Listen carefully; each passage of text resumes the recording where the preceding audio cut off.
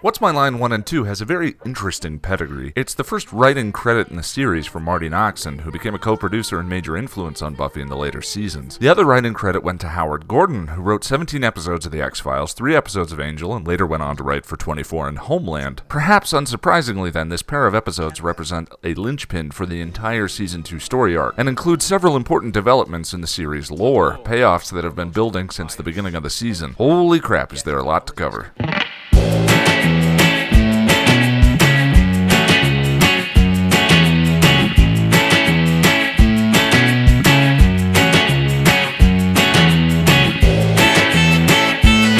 It's career week at Sunnydale, which sets up an opportunity for Buffy to consider her future as the Slayer from a different perspective. We're having this thing at school.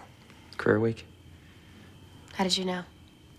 I lurk. She explains to Angel how unsure she's been feeling about everything except him. In this scene, there's a very quick and telling shot in which Buffy glances into the mirror and sees only herself. It's a nice visual to tell us that even Angel can't or won't always be there for her. By the way, Angel cuddling Mr. Gordo has to be one of the most endearing things in the series. Spike is still trying to find a cure for Drew, but is afraid to make a move because he knows Buffy will be in his way. I need to bring in the big guns.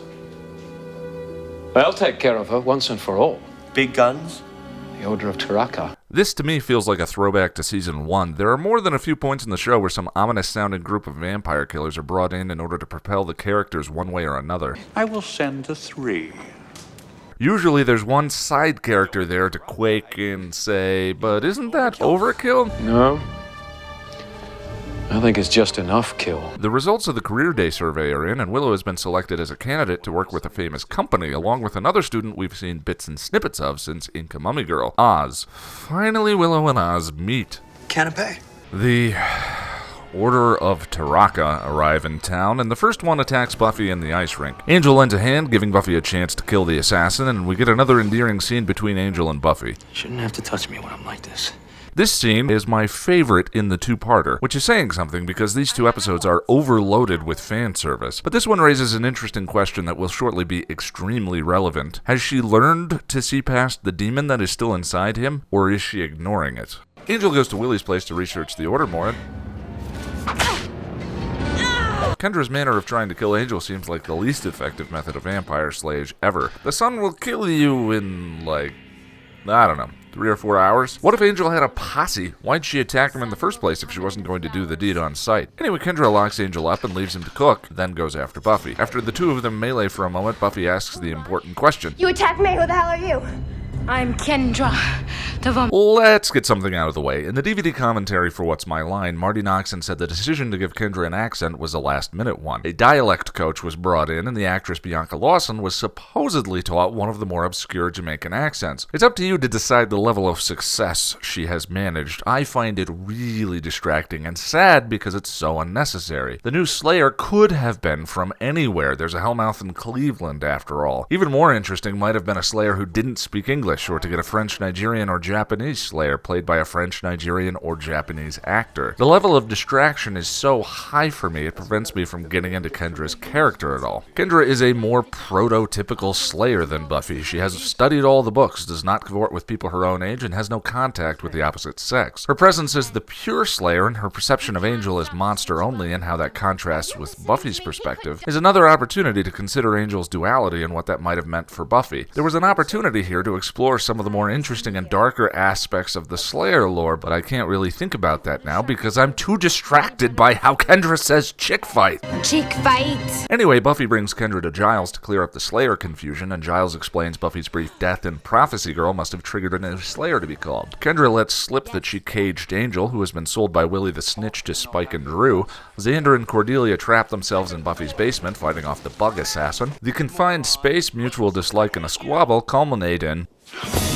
If you've been paying attention to Cordelia's slow transition over the course of the season, and my complete and unsubtle foreshadowing of it, Cordelia and Xander's sudden unexpected romance isn't all that unexpected. Their sudden kiss freaks even the 2 of them out, and they manage to escape from the basement. Kendra and Giles find they vibe together really well, which triggers in Buffy even greater insecurity. First, she thinks she can't really take part in Career Day due to the fact that she has a destiny locked in, but now she feels that maybe there are people more fit for her destiny than she is. And Oz and Willow finally have their first conversation. Yet yet again a payoff that has been building up for quite a long time. Oz first appeared in Inca Mummy Girl and has had several cameos throughout, mostly in spying on Willow and wondering who she was. I think if I have a top 5 list of characters, Oz might be my number 4. Oz's emotional serenity plays so well against Willow's neuroticism. Buffy is signing in for the law enforcement career day when the actual third member of the Order of Taraka attacks her. Oz takes a bullet in the arm saving Willow, Kendra jumps in and saves Buffy. Giles figures out Spike is organizing a ritual that will restore Drusilla to full health, provided they sacrifice her sire, Angel. Then comes a scene where Drusilla tortures Angel for the evil that he did her before she became a vampire, which raises interesting questions about the Buffy soul canon. Drusilla is soul-free and inhabited by a demon, yet seems to desire recompense for the things that happened to her before she became a vampire. Then again, maybe she's just crazy. Spike comes in to bring Angel and Drew to the church for the ceremony, and Angel attempts to bait Spike into killing him rather than fulfilling the ritual. When he does, we get another glimpse into some of the history that caused Spike's jealousy and lie to me. Spike's line, "never was much for the pre-show," certainly can have a double meaning, and the whole cauldron bubbling ceremony to restore Drusilla definitely has sexual connotations. Angel tries to bait Spike into killing him by speaking suggestively about Drusilla and he, but I don't think it would have worked if there weren't truth to the things he was saying. Spike's insecurity about the two of them is rooted in something. Regardless, the three of them have some awesome chemistry together. Kendra and Buffy beat the location of the church out of Willie. Willie betrays Buffy to Spike. Kendra bursts in with the rest of the gang. Spike tries to save Drew, and Buffy nails him in the back of the head, collapsing an organ on him. Where exactly is he running here? It looks like he was running straight for the organ. Was he going to try and jump it or something? Anyway, Angel's fine, but Drew got enough of his power to be restored and save Spike from the organ fire. When all is said and done, everyone is in a relationship. Cordy and Xander try and swear off their weird chemistry and end up being pulled right back by it.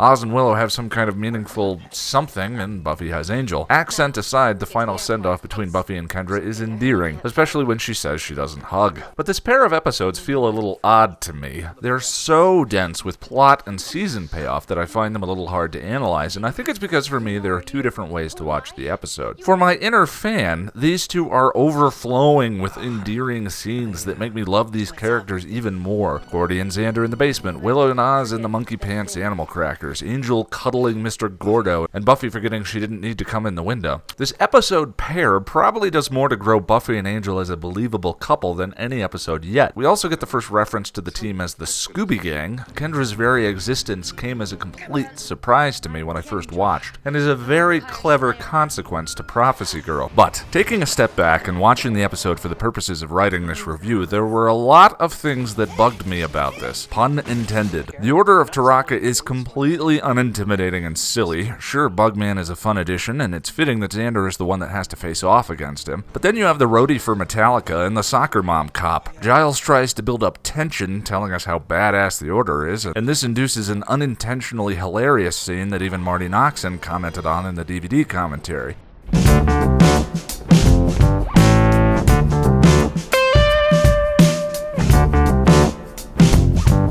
The episode's aesthetics take a step back as well. The action blocking in the climax is really awkward and poor. The music is very synthy again. Buffy's ice skating scene gave me flashbacks to long rides in the car being subjected to my mom's Yanni collection.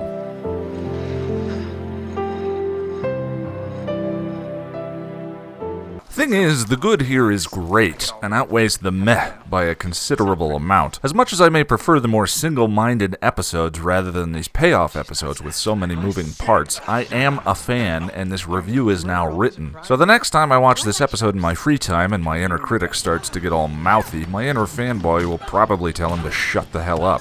Xander and Cordy are about to kiss again.